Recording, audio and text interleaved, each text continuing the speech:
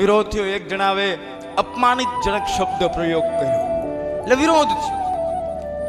ત્યારે મને વિચાર આવ્યો કે આવા પ્રયોગ થાય છે, ઘણા થાય છે ને અપમાન। મને આમ સોશિયલ મીડિયામાં તો આ હળગાવી દે કોકને, એવું છે તું મને ઘડી તો એમાં વાંક કેનો છે ખબર? એમાં વાંક છે માનવ તમારો, એમાં વાંક છે વિશન, વાંક પ્રકાશ તારો છે એમાં। કેમ કે એના કાન સુધી હજી સાચી હકીકત પહોંચી નથી।